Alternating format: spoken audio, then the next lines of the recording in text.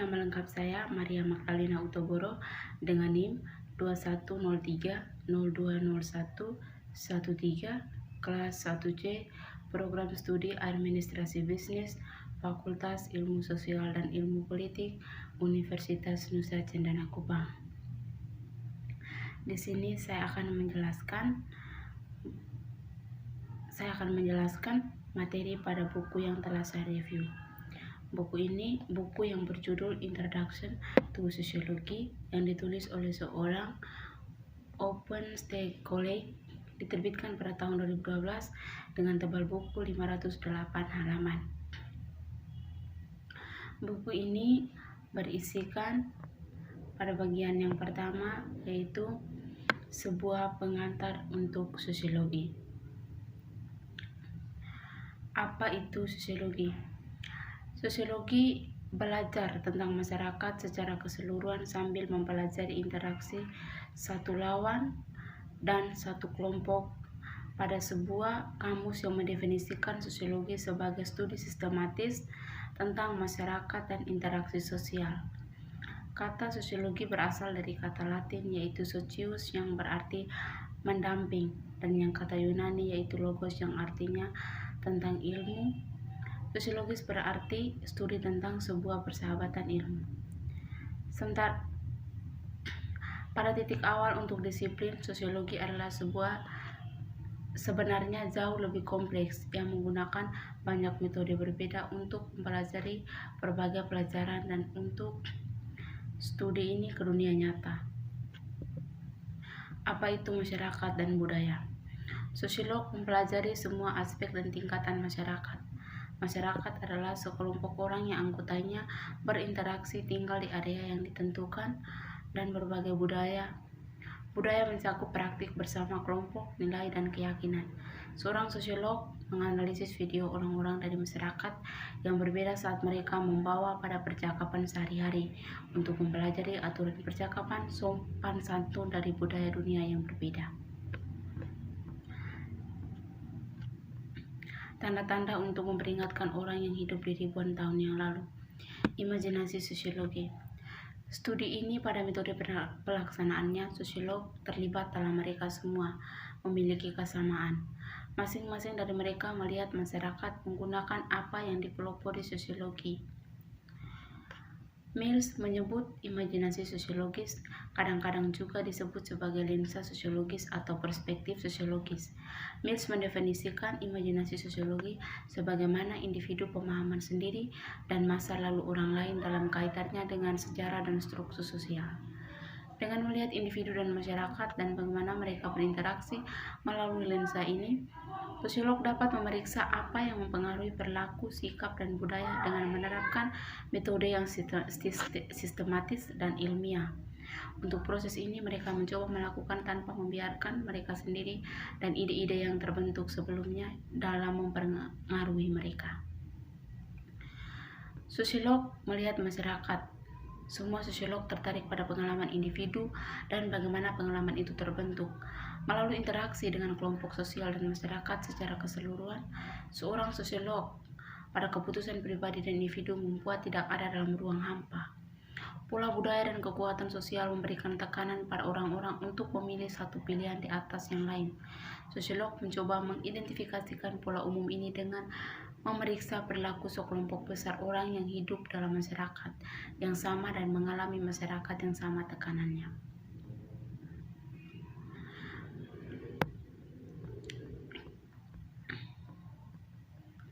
Sosiologi riset.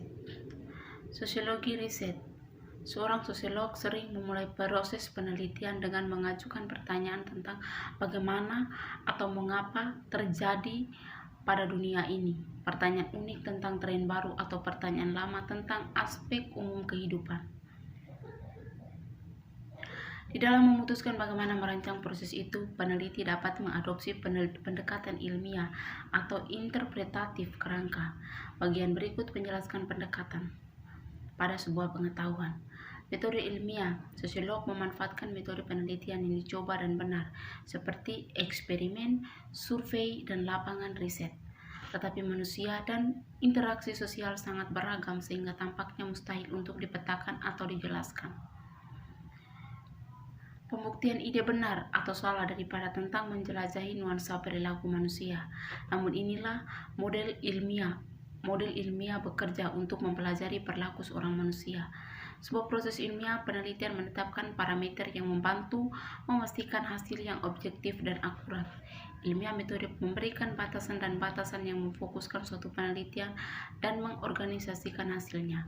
Metode ilmiah ini melibatkan pengembangan dan pengujian teori tentang dunia dan berdasarkan empiris yang terbukti. Sosialisasi.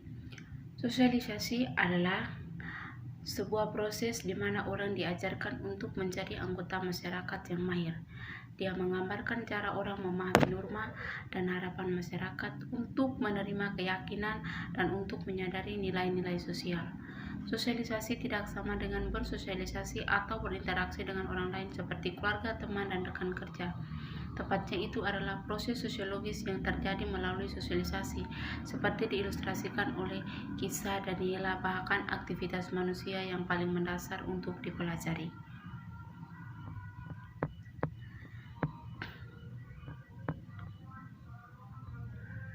Mengembangkan diri perlunya kontak sosial awalnya ditunjukkan oleh peneliti Harry dan Margaret Holroyd dari tahun 1957 hingga tahun 1963 melakukan serangkaian eksperimen yang mempelajari bagaimana monyet Reus yang berperilaku sangat mirip dengan seorang manusia yang dipengaruhi oleh isolasi sebagai baby. Sosiologi teori pengembangan diri. Salah satu kontributor perintis untuk perspektif sosiologis adalah Charles Cooley. Dia menegaskan bahwa pemahaman diri dan dibangun sebagian oleh persepsi mereka tentang bagaimana orang lain memandang, sebuah proses yang disebut diri kaca yang tampak. Kemudian George Herbert Mead mempelajari diri, identitas khas seseorang yang dikembangkan melalui interaksi sosial. Untuk terlibat dalam proses diri, seorang individu harus mampu melihat dirinya melalui mata orang lain. Itu bukan kemampuan yang kita miliki sejak lahir. Misalnya, menggambarkan yang telah terjadi ketika interaksi sosial sejak dini. Bagaimana kita berubah dari bayi baru lahir menjadi manusia dengan diri sendiri. Percaya bahwa ada jalur perkembangan tertentu yang dilalui semua orang. Selama tahap persiapan anak-anak hanya mampu meniru, mereka tidak memiliki kemampuan untuk membayangkan bagaimana orang melihat sesuatu. Mereka meniru tindakan dari orang dengan siapa mereka berinteraksi secara teratur, seperti ibu dan ayah mereka. Pandangan orang tua dengan memerankan perilaku dewasa. Berpakaian, memerankan peran ibu atau berbicara di telepon mainan seperti yang mereka lihat dilakukan oleh seorang ayah. Grup dan organisasi. Mendefinisikan grup. Istilah grup adalah istilah yang tidak terbentuk dan dapat merujuk ke berbagai macam pertemuan dari hanya 2 orang yang dipikirkan tentang proyek kelompok di sekolah ketika Anda bermitra dengan siswa lain. Reguler berkumpulnya teman-teman atau orang-orang yang bekerja sama atau berbagai hobi. Istilah ini mengacu pada apapun kumpulan dari setidaknya 2 orang yang berinteraksi dengan frekuensi tertentu yang berbagi perasaan bahwa mereka adalah identitas, entah bagaimana selaras dengan kelompok tersebut. Tentu saja orang berkelompok itu sebuah kelompok. Rapat umum biasanya acara 1 kali. Memiliki partai politik tidak menyeratkan interaksi dengan orang lain. Orang-orang yang di tempat sama pada waktu yang sama tetapi melakukannya tidak berinteraksi atau berbagai rasa identitas seperti sekelompok orang yang mengantri di strike bus. Orang-orang yang akan dianggap sebagai kategori dan contohnya adalah bahwa semua anak yang lahir dari sekitar tahun 1980 sampai 2000-an dirujuk sebagai milenial. Mengapa milenial? Termasuk kategori dan bukan grup, karena sementara beberapa dari mereka mungkin berbagi rasa identitas mereka tidak secara keseluruhan, sering berinteraksi satu sama lain. Menariknya orang-orang dalam kelompok atau kategori dapat menjadi sebuah kelompok selama bencana. Orang-orang di lingkungan yang tidak mengenal satu sama lain mungkin menjadi ramah dan bergantung hidup satu sama lainnya. Mereka mungkin tetap menjadi kelompok, melatih kesiapsiagaan darurat, koordinasikan persiapan untuk waktu berikutnya, atau merawat secara bergiliran tetangga untuk membutuhkan bantuan ekstra. Kelompok dalam satu kategori mempertimbangkan misalnya guru. Dalam kategori ini kelompok mungkin ada seperti serikat guru atau lain sebagainya. Organisasi formal. Keluhan kehidupan modern adalah bahwa masyarakat didominasi oleh sekunder besar dan impersonal organisasi dari sekolah hingga bisnis, hingga perawatan kesehatan, hingga pemerintah dan berbagai organisasi. Organisasi formal sangat birokratif. Semua organisasi formal atau kemungkinan besar menjadi birokrasi. Birokrasi adalah jenis organisasi formal yang ideal. Ideal bukan berarti terbaik dalam penggunaan sosiologisnya, tetapi mengacu pada model umum yang menggambarkan kumpulan karakteristik atau jenis yang dapat menjelaskan sebagian besar contoh item yang sedang dibahas.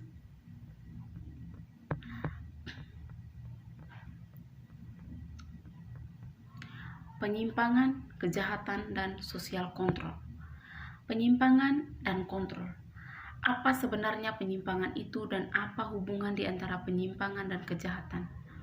Seorang Philippus Hudson menemukan beberapa perilaku seperti mengenakan pakaian lawan jenis bisa menyimpang tempat tertentu kriminal di beberapa tempat dan sangat dapat diterima di tempat lain. Menurut sosiolog William Graham, penyimpangan adalah pelanggaran norma konstitusional, budaya atau sosial yang telah ditetapkan, apakah Volkswagen, adat istiadat atau hukum yang dikodifikasikan. Itu bisa sekecil mungkin di depan umum atau besar seperti melakukan pembunuhan. Penyimpangan memiliki konotasi negatif dalam sehari-hari bahasa. Sosiolog mengakui bahwa penyimpangan tidak selalu buruk. Bahkan dari perspektif fungsionalis struktural, salah satu kontribusi positif dari penyimpangan adalah bahwa hal itu menumbuhkan sosial yang mengubah norma sosial ketika dia menolak untuk pindah ke bagian hitam, melanggar bea, segregasi untuk menghadiri sekolah umum, kejahatan dan hukum. Pada tahun 2011, Colton Harris Moore yang berusia 20 tahun dijatuhi hukuman 7 tahun penjara oleh seorang hakim Islam, termasuk perampokan, penipuan, dan identitas pencurigaan. Harris dijuluki bandit bertelanjang kaki, menghabiskan 2 tahun menghindari polisi dengan cara pencurian transportasi dan jongkok.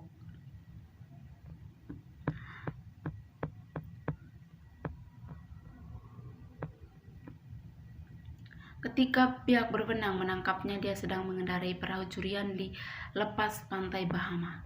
Kasus ini adalah tragedi dalam banyak hal. Kata Hakim Curley adalah kemenangan jiwa manusia. Di cara lain, saya bisa saja membaca tentang sejarah seorang pembunuh massal, membaca tentang seorang pemuda pecandu narkoba dan alkohol.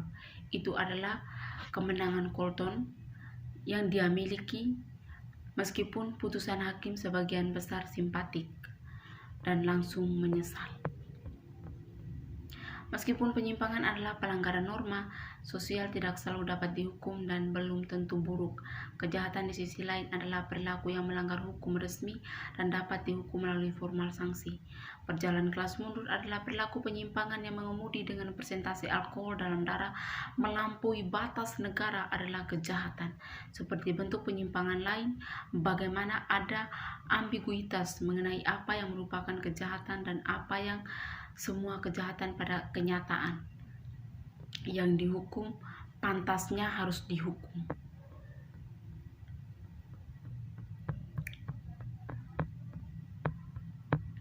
Media dan teknologi. Apa itu teknologi? Sementara kebanyakan orang mungkin membayangkan bahwa komputer dan ponsel ketika subjek teknologi datang, teknologi bukan hanya produk era modern, atau alat api dalam batu adalah bentuk-bentuk penting yang dikembangkan teknologi selama zaman batu. Ketersediaan digital teknologi membentuk cara kita hidup saat ini. Penciptaan alat-alat batu mengubah cara hidup manusia pramodern dan seberapa baik mereka makan. Babel dalam bentuk sebuah pendahuluan komputer modern dibuat pada tahun 1882 oleh Charles Babbage. Semua dari kami inovasi teknologi merupakan kemajuan dari iterasi sebelumnya. Di bidang pertanian, pengenalan mesin yang dapat mengolah, mengirik, menanam, dan panen sangat mengurangi kebutuhan tenaga kerja manual yang pada gilirnya berarti ada lebih sedikit pedesaan pekerjaan yang menyebabkan urbanisasi masyarakat serta menurunkan angka kelahiran karena kebutuhan yang lebih sedikit bagi keluarga besar untuk bekerja di sebuah pertanian. Contohnya, tidak ada habisnya teknologi memainkan peran mutlak dalam setiap aspek kehidupan kita. Ketimpangan teknologi.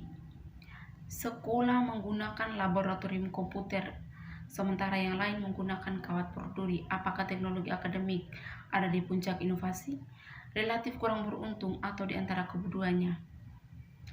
Hal peningkatan masyarakat manusia, tidak semua orang memiliki akses yang sama. Teknologi khususnya sering menciptakan perubahan yang mengarah pada ketidaksetaraan yang semakin besar. Singkatnya, kesenjangan semakin lebih cepat. Stratifikasi teknologi telah mengarah pada fokus baru untuk memastikan akses yang lebih baik. Ada dua bentuk stratifikasi teknologi. Yang pertama adalah akses berbasis kelas diferensiasi ke teknologi dalam bentuk kesenjangan digital. Kesenjangan digital telah mengarah pada bentuk kedua, sebuah pengetahuan kesenjangan yang kedengarannya kesenjangan informasi yang berkelanjutan dan mengikat bagi mereka yang memilih lebih sedikit akses ke teknologi.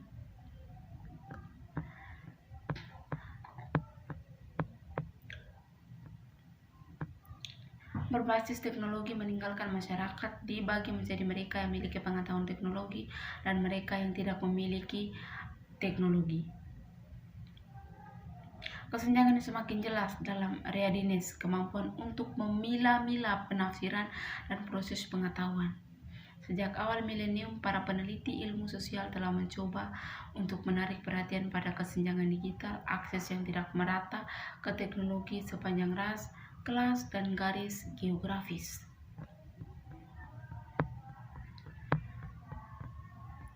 Media dan teknologi dalam masyarakat. Teknologi dan media saling terkait dan keduanya tidak dapat dipisahkan dari masyarakat kontemporer di sebagian besar negara inti dari semi-periferal. Media adalah istilah yang mengacu pada semua media, cetak, digital, dan elektronik, sarana komunikasi sejak mesin cetak diciptakan. Teknologi mempengaruhi bagaimana dan di mana informasi dibagikan. Media dan cara masyarakat berkomunikasi tanpa mengatasi kecepatan teknologi yang bergerak cepat. Berbicara tentang bagaimana masyarakat terlibat dalam teknologi, kita harus memperhitungkan media dan sebaliknya. Bentuk media seperti film yang Anda sewa untuk malam-malam Anda gunakan untuk memesan makanan, sebagian secara online. Dalam perjalanan untuk mendapatkan semuanya itu adalah jalan dari teknologi. Tanpa teknologi, media tidak akan ada. Tanpa ingat, teknologi lebih dari sekedar media yang kita hadapi. Globalisasi media. Lyons menunjukkan bahwa perusahaan multinasional adalah kendaraan utama globalisasi media dan perusahaan-perusahaan yang mengontrol konten distribusi media massal global. Ketika melihat siapa yang mengontrol outlet media mana bahwa ada lebih sedikit sumber berita independen sebagai konglomerat yang lebih besar dan lebih besar berkembang. Amerika Serikat menawarkan sekitar 1.500 surat kabar, buku penerbit, dan jumlah stasiun televisi yang sama. Di permukaan ada peluang tak terbatas untuk menemukan berbagai ragam media, tetapi jumlahnya adalah menyesatkan. Perusahaan yang memiliki sebagian besar outlet media massa, orang itu perusahaan telah berubah menjadi hanya 6 konglomerat. Bisnis yang tidak terkait mengendalikan sebagian besar kendaraan media Amerika Serikat. Perusahaan ini adalah Time Warner, Disney, Viacom, General Electric, dan News Corporation Australia yang berkantor pusat di luar negeri. Globalisasi teknologi. Globalisasi teknologi sebagian besar dipengaruhi oleh difusi teknologi. Penyebaran teknologi lintas batas dalam 2 dekade terakhir telah terjadi peningkatan pesat dalam penyebaran teknologi ke negara-negara periferial dan semi-periferial, dan laporan Bank Dunia pada tahun 2008 membahas keduanya, manfaat dan tantangan dalam berkelanjutan dari difusi ini. Kemajuan teknologi dan tingkat pertumbuhan ekonomi terkait, dan bahwa peningkatan kemajuan teknologi telah membantu memperbaiki situasi banyak orang yang hidup dalam kemiskinan. Laporan mengaku bahwa produk pedesaan dan berteknologi rendah seperti jagung dapat memperoleh manfaat dari inovasi teknologi baru, dan teknologi seperti mobile banking dapat membantu mereka yang keberadaan pedesaannya terdiri dari teknologi rendah penjual pasar. Selain itu, kemajuan teknologi di bidang seperti ponsel dapat menyebabkan persaingan, penurunan harga, dan peningkatan bersama di bidang terkait seperti mobile banking dan berbagai informasi. Sosial stratifikasi di Amerika Serikat. Apa itu stratifikasi sosial? Sosiolog menggunakan istilah stratifikasi sosial untuk menggambarkan sistem kedudukan sosial. Sosial stratifikasi mengacu pada kategorisasi masyarakat dari orang-orang ke dalam peringkat tingkatan sosial ekonomi berdasarkan faktor seperti kekayaan, pendapat, ras, pendidikan, dan kekuasaan. Stratifikasi dari kelas geologi, lapisan vertikal yang berbeda ditemukan di batu yang disebut stratifikasi adalah cara yang baik untuk memvisualisasikan struktur sosial. Lapisan masyarakat terbuat dari orang dan sumber daya masyarakat didistribusikan secara tidak merata di seluruh lapisan. Orang-orang memiliki lebih banyak sumber daya yang mewakili lapisan atas dari struktur sosial stratifikasi. Sumber daya yang semakin sedikit dan semakin sedikit ini mewakili lapisan masyarakat kita yang lebih rendah. Stratifikasi dan mobilitas sosial di Amerika Serikat. Kebanyakan sosiolog mendefinisikan kelas sosial sebagai pengelompokan berdasarkan faktor sosial yang serupa seperti kekayaan, pendapatan, pendidikan, dan pekerjaan. Faktor tersebut mempengaruhi seberapa besar kekuasaan dan prestis yang dimiliki oleh seseorang. Sosial stratifikasi mencerminkan distribusi sumber daya yang tidak merata. Dalam kebanyakan kasus, memiliki lebih banyak uang berarti memiliki lebih banyak kekuatan atau lebih banyak peluang. Stratifikasi juga dapat dihasilkan dari fisik dan intelektual sifat-sifat. Stratifikasi global membandingkan kekayaan, stabilitas ekonomi, status, dan kekuatan ke negara-negara di seluruh dunia.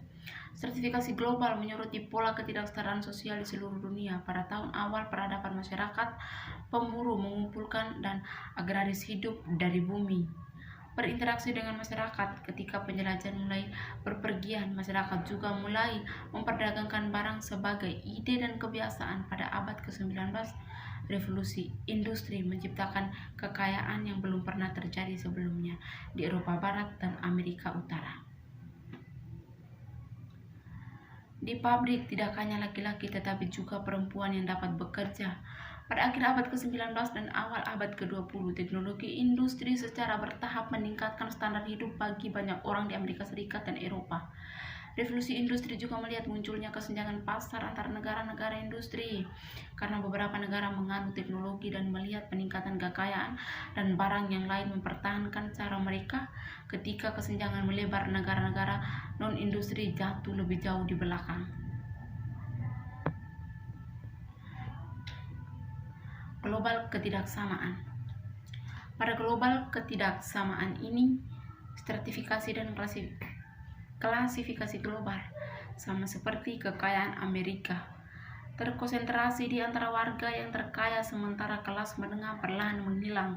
Ketidaksetaraan global melibatkan konsentrasi sumber daya di negara-negara tertentu secara signifikan, mempengaruhi peluang hidup di negara-negara miskin dan kurang kuat. Kita menyelidiki kompleksitas ketidaksetaraan global. Pertimbangan bagaimana 3 sosiologis utama perspektif mungkin berkontribusi pada pemahaman kita tentang hal itu. Perspektif fungsionalis adalah pandangan bahwa makroanalitik yang berfokus pada cara semua aspek masyarakat merupakan bagian integral dari kesehatan dan kelangsungan hidup secara keseluruhan.